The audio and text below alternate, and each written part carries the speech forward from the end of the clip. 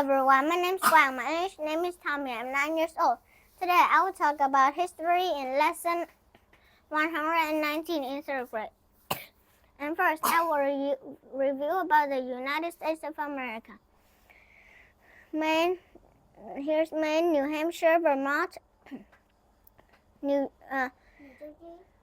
Jersey, New York, Massachusetts, Connecticut, Rhode Island, Pennsylvania, Delaware, Maryland, West Virginia, North Carolina, South Carolina, Florida, Georgia, Alabama, Tennessee, Mississippi, Kentucky, Ohio, Indiana, Michigan, Wisconsin, Iowa, Illinois, Iowa, Missouri, Kansas, Arkansas, Louisiana, Texas, Oklahoma, Minnesota, North Dakota, South Dakota, Nebraska, Kansas, Washington, Oregon, California, Nevada, Utah, Colorado, New Mexico, Arizona, Oklahoma, Texas,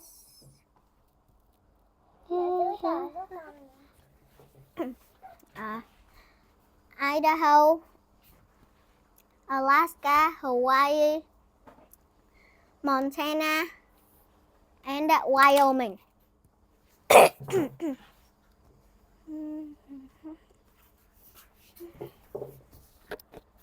And I will review about the West region. Montana, Idaho, Wyoming, Utah, Colorado, California, Washington, Oregon, and Nevada.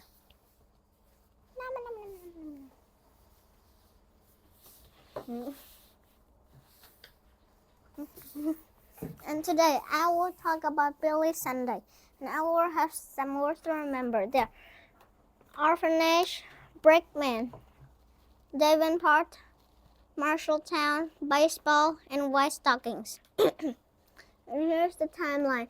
We can see that Theodore Roosevelt lived here, and this is Billy Sunday. And which year? He lived from 1862 to 1812.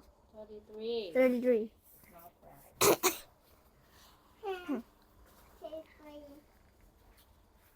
And he lived when World War I began. And today I will talk about Billy Sunday. And Billy Sunday was born in a cabin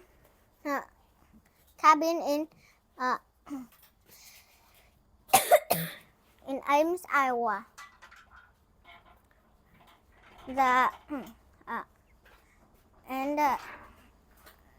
Their mother was planning to send them to an orphan soldier house. And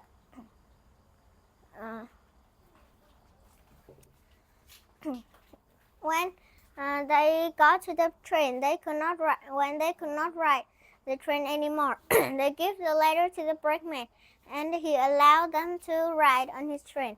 And I will read: Billy Sunday, hard times, flame danced in the fire of the log cabin in Ames, Iowa. Billy knelt down with Ed, his brother, to say his prayers.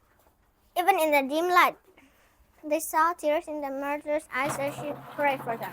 Boys, I'm going to send you to the soldiers' orphans' home, she sadly told them. By the light of the flickering fire, Mrs. Sunday sat down to write a letter introducing her sons to the head of the orphanage. During the Civil War, Billy's father, William Sunday, had joined the Union Army. Shortly after Billy Sunday was born, his father became ill and died in an army camp. Billy never saw his father, having little food and no money. Their mother tried to keep her family together for several years, but it became more and more difficult. The orphanage was her only solution. It was a sad trip to the train station. The heartbroken Mrs. Sunday loved her boys very much, but she knew she could not provide food, clothing, and education for them. She did not even have food to send them. She did not even have food to send with them for the train ride. He had only enough money to pay for the first part of the trip, but she had faith in God would see her boy safely at Glenwood, Iowa, to the orphanage. Very early the next morning, the train reached Council Bluffs, Iowa, where the two brothers got up to wait for the next train, shivering in the cool morning air. They saw a small hotel. Billy introduced himself and his brother and asked if they could have something to eat. The lady asked where they were all going by themselves. Billy replied, to the Soldiers' Orphans' Home at Glenwood.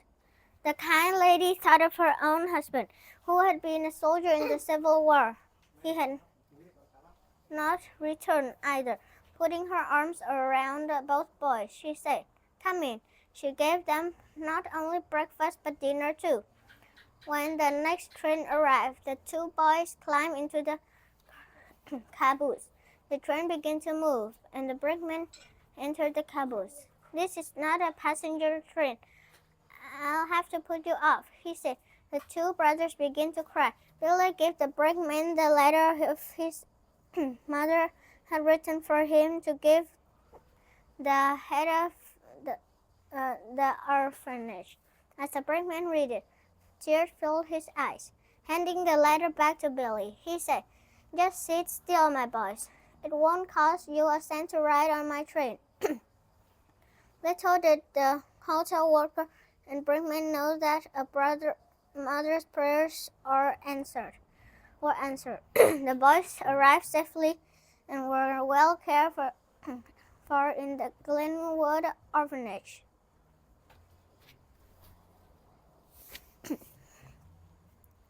The Bible says, "And whoso shall receive one such little child in my name receiveth me."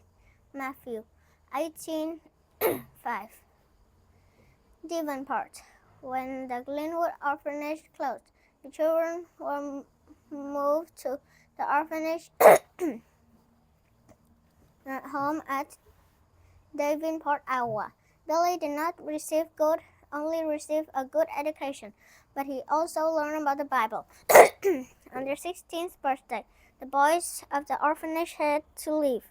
When Ed turned 16, Billy chose to leave too. The boys lived with their grandfather and helped him on his farm. Billy later chose to leave the farm and work in the city at a hotel. Jobs. Billy learned to do many kinds of work. When he moved to Nevada, Iowa, he found a place to live and work while he went to high school. He cared for a herd of ponies in exchange for a room and meals. Later, he worked as a janitor at his school. This meant getting up at 3 o'clock each morning to get the school's coal stoves fired up in the winter. He was a runner in high school and won many races. After high school, he got a job in Marshalltown, Iowa, where he became part of the town's baseball team. Play ball. The people of Marshalltown liked to see Billy play ball as much as he liked to play the game himself. Look at him go, Billy's friends shouted as they watched his daring moves around the baseball diamond. The captain from Chicago White Stockings baseball team came to watch Billy play. Billy was such a good player that he moved to Chicago and began to play on the White Sox team.